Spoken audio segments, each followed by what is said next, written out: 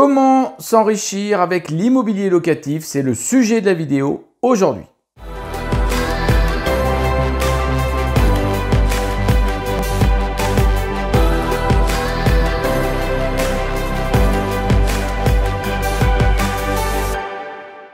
Bonjour, bienvenue sur cette vidéo. Alors avant de commencer la vidéo, n'oubliez pas de vous abonner à ma chaîne, de cliquer sur la petite cloche et n'oubliez pas d'aller voir dans la description. Vous avez des choses gratuites qui sont d'une grande valeur et ça va vous apporter plein d'éléments. Je vous invite à aller voir dans la description, c'est tout en bas.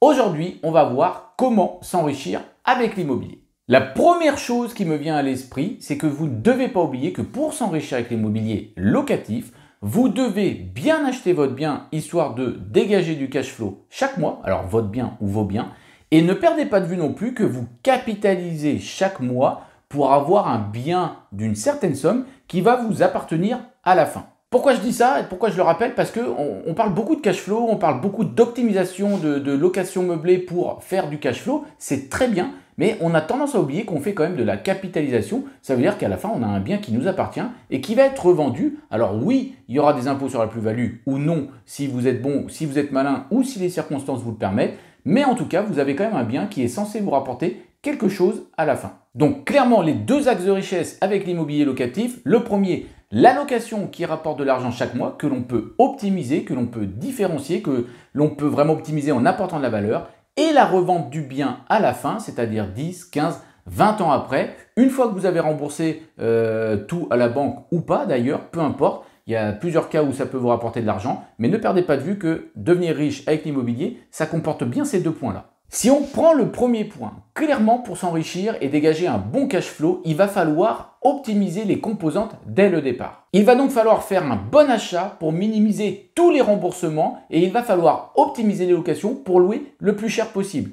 Ainsi, la différence entre la location que vous allez faire et les remboursements que vous allez faire va être plus importante et ceci va vous permettre d'avoir une trésorerie nette sur votre compte qui va être justement plus importante. Pour payer moins chaque mois, vous allez pouvoir jouer sur différents leviers. L'idée, ça va être de rembourser une somme moins importante pour qu'il y ait une plus grande différence avec vos locations.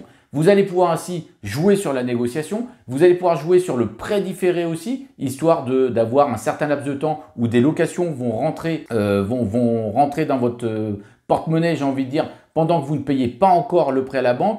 Vous pouvez jouer aussi sur la durée du prêt, ce qui va faire que ça va minimiser vos remboursements mensuels et peut-être ainsi augmenter votre cash flow. Vous pouvez aussi optimiser les frais de notaire. Bref, il y a plein de composantes, je ne peux pas tout détailler ici, mais ce que je veux dire, c'est que c'est vraiment ces optimisations de composantes en immobilier, c'est vraiment des moyens pour diminuer tous les frais et donc pour s'enrichir. Ça, c'est notamment vrai pour les débutants. Quand on achète un bien, on parle toujours de l'affaire immobilière se fait à l'achat. C'est totalement vrai parce que si vous faites un bon achat, logiquement, vous avez un remboursement qui va être moindre. Et si vos locations sont bonnes parce que vous avez bien étudié, vous êtes dans un bon secteur, vous allez louer plus cher. Ce qui fait que la différence entre les frais et vos locations, elle devient importante et vous gagnez de l'argent. Mais n'oubliez pas que même si vous faites un bon achat, il y a encore des petites choses comme le prêt différé, la durée du prêt, les frais de notaire, la négociation qui peuvent faire que vous allez acheter encore plus bas et créer une marge encore plus grande entre vos frais et les locations. Ça, c'est important parce que j'ai envie de dire qu'il n'y a pas de petits gains et qu'à chaque fois quand on parle de négociation, quand on parle de prêt différé, quand on parle de durée d'emprunt, on part tout de suite de milliers, voire de dizaines de milliers d'euros au final et de gagner. Donc, ça a une sacrée importance si on veut s'enrichir avec l'immobilier locatif. Dès que vous allez avancer, vous allez améliorer tous ces concepts. Vous allez faire en sorte d'augmenter le nombre de biens et vous allez non seulement augmenter le nombre de biens et donc augmenter votre capital. Vous savez, c'est la deuxième partie quand on revend à la fin. Et vous allez aussi améliorer toutes les composantes que l'on a vues pour diminuer vos frais mensuels. Ce qui fait que logiquement, plus vous avancez dans le temps et plus vous allez vous enrichir de manière, j'ai envie de dire, intelligente. L'expérience va donc jouer un grand rôle sur votre enrichissement et j'ai envie de dire qu'il y a un autre point qu'on n'a peut-être pas évoqué et qui pourtant est anticipé dès le départ et qui va jouer sur la richesse liée à l'immobilier, c'est la fiscalité. Parce que si vous décidez de ne pas vous prendre la tête avec la fiscalité, que vous laissez de côté la fiscalité, vous allez partir sur les principes les plus simples qui existent et c'est forcément s'ils sont plus simples, ils ne sont pas les plus rentables. Alors, on n'est pas toujours obligé de partir dans des stratèges très compliqués en termes de fiscalité, mais il faut quand même connaître les différentes choses qui existent, que ce soit en société ou en nom propre, pour anticiper sur 5, sur 10, sur peut-être sur 15 ans et faire les choses bien de manière à minimiser les impôts. Et rappelez-vous, si vous minimisez les impôts, vos revenus, ce que vous allez payer chaque mois, ça va rester là plutôt que d'être là et vos locations, elles seront toujours ici. Donc, il vaudra mieux payer ici chaque mois plutôt que de payer ici. Et la fiscalité, ça peut faire parfois une grande différence et ça peut même parfois aller manger beaucoup de marge. Donc, on est vigilant à ça, on anticipe et on s'entoure bien.